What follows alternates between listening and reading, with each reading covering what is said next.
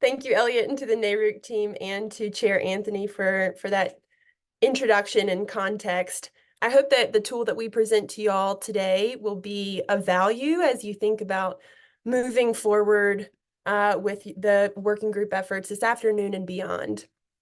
My name is Janelle Wilson. I'm a manager in carbon-free electricity, and I'm here with my colleagues Karina Rosenbach and Rachel Gold to share with you what we think is a very exciting new resource in the PBR sphere that we hope will help move the industry forward in thinking about PIM design, PIM implementation, and PIM efficacy. So when we think about performance-based regulation, we're really solving for, Karina, you can move to the next slide.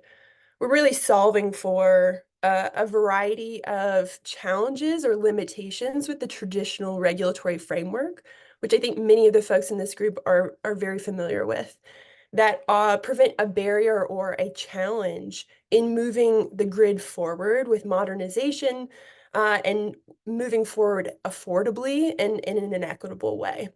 And so some of those challenges are listed here. They include CapEx bias, gold plating, the throughput incentive, and then resistance generally to innovation and third-party and customer-owned solutions.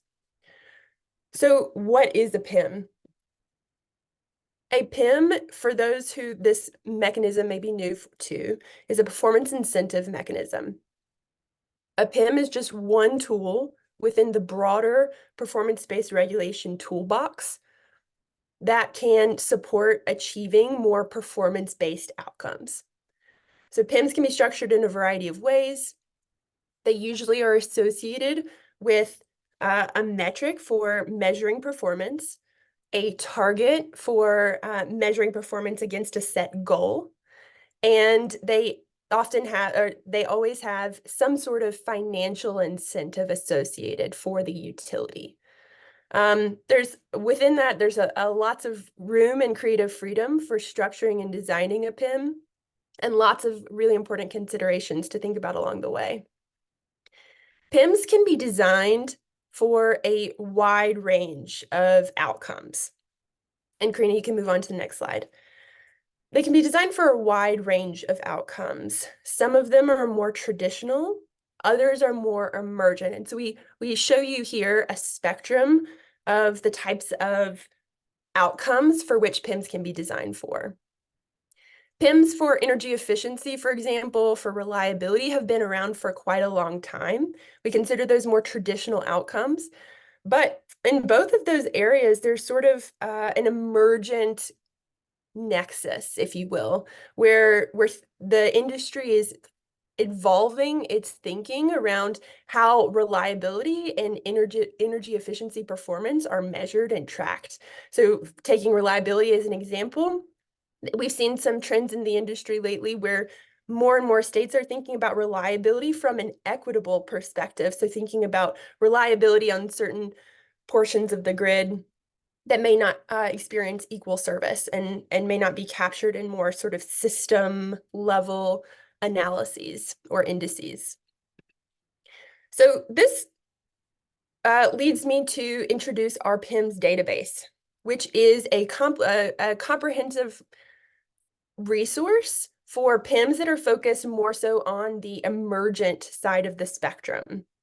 Our reason for focusing on the emergent side of the outcome spectrum is that there are several other resources out in the industry that have categorized and really given a lot of attention to the traditional PIMs. But the emergent end of the spectrum is where we see a lot of the innovation happening. So our PIMs database currently represents 136 PIMs that are implemented across the country focused on emergent outcomes. We have 13 emergent outcomes that are categorized. We have these 136 PIMs are across 15 different states and different types, 33 plus different utilities. And so we're really excited to publish this resource as a tool for examining what PIMs are in place in other jurisdictions or have been in place. So I'll turn it over to Karina, who will tell you a little bit about how we think the PIMs database can help you. Yeah, thanks, Janelle. So here are just a few ideas of how you as a regulator can use this database, whether you already have PIMs in your jurisdiction and maybe you're looking to, update them or adopt new ones, or you don't have any PIMs and you're just curious about the landscape and maybe want to get inspired. So for example, you might leverage another state's PIM design sort of as a model for developing a PIM in your own jurisdiction that might cover the same emergent topic. Or if you're curious about, what incentive structure might make the most sense for your state, whether it's upside only or downside only or symmetrical, you can look at the incentive types of other states' PIMs to draw inspiration. Or since we know that PIMs often evolve over time or even can sometimes sunset early before the initially designated end date of the PIMs performance period, you could also use the narrative history in the database to glean insights on other jurisdictions' reasoning behind any particular decision to modify or discontinue a PIM. And this rationale might help when you're deciding whether to update or retire a PIM in your own state. But these are just a few ideas, and we very much welcome feedback from you as you begin using the tool to hear what use cases you found for the database and any ideas you have to improve it. And the best news is this isn't the end of the road. We plan to continue updating the database as regulators adopt changes to existing PIMs and establish new mechanisms as well. In the coming year, we plan to expand the database to also include information on utility performance against PIMs, rather than just on PIM designs, which is what we currently have in the database. And this should be able to help regulators really understand the relative efficacy of specific PIM designs in driving progress toward the targeted outcomes that the PIMs are tied to. We plan to also publish blogs and other resources on PIM design and performance trends drawing from the database, as well as to distribute a quarterly newsletter with insights on PIM designs and performance from the database as well. So I will send a link to sign up for those who might be interested. Oops. All right, here's the chat. Okay. And now we'll move on quickly to discuss what we've actually seen from the database so far. So at least 15 states have implemented PIMs to meet what we consider to be emergent outcomes. To showcase the diversity of different states' approaches, we have a couple maps to show you on the following couple slides. One that showcases PIM examples that incentivize renewable energy deployment, and another that showcases PIMs that specifically incentivize demand flexibility. So first, this is the map focused on renewable energy. So here we can see PIM examples from Kansas, Hawaii, New York, and North Carolina that each take pretty different approaches to incentivizing utility deployment of renewable energy. For example, Kansas's PIM is focused more on ensuring ratepayer savings tied to one particular wind farm that the utility was given ownership of. While New York's utilities have had multiple PIMs in place over the years that specifically incentivize increased use of solar and storage distributed energy resources, so focused on really smaller scale resources. I'll give folks just a chance to take a look at the slide to kind of see the, what shows up all over the map. And I'll jump in here just for a second, just to emphasize that this is not a comprehensive set of PIMs focused on these outcomes. There's much more richness in the database. We merely are highlighting these just to show the wide variety in approaches and designs one can take when thinking about designing PIMs for these outcomes. So we hope that this is sort of like a sample of the spectrum of creativity and room for creating PIMs for these outcomes. Thanks, Janelle. Right, move on to the map of examples of PIMs that are specifically focused on demand flexibility. So just a sampling here, we have PIMs from Colorado, Illinois, Michigan, and Rhode Island that incentivize the utilities to achieve targeted peak load reductions or peak capacity savings or energy efficiency savings. You could see a slight variation in the specific metric that each state employs, but each mechanism is pretty broadly focused on supporting demand flexibility.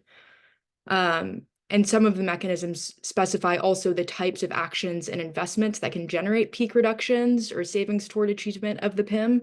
So for example, the Rhode Island PIM explicitly included non-wires alternatives as a type of solution that the utility can employ to reach the annual peak capacity savings target for that PIM. Right. I'm now going to stop screen sharing for a bit, and I'm actually going to do a quick live demo of the database. So thank you, Janelle, for putting the link to the PIMS database. I will now share my screen and just quickly walk through it live to give folks a sense of how to navigate this resource.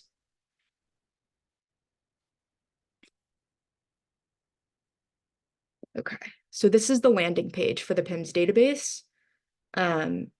This is the actual link to the database itself with all of the data that we have collected on all 136 mechanisms.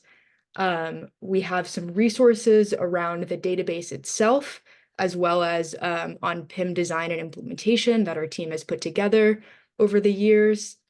Some frequently asked questions about PIMs and why we created this database, as well as a form to contact us. And this is also the form to sign up for the quarterly newsletter that I referenced a few minutes ago. So if you want to do that, you can just click, I would like to receive the newsletter, and hit submit with your name. So I'm going to go into the database itself now.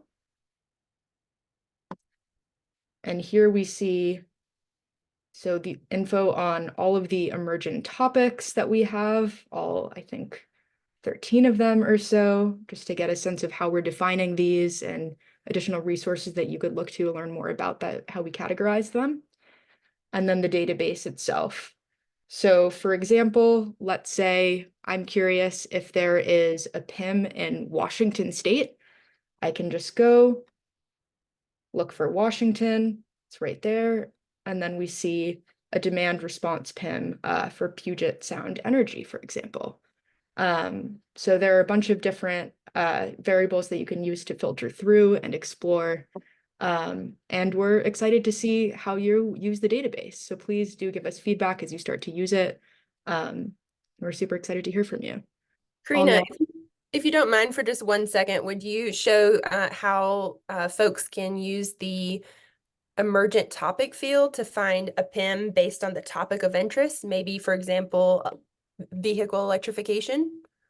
Sure, happy to. So can go to the emergent topic field here, go down to transportation electrification, and then here we see Colorado PIM, Hawaii, Illinois, and so on.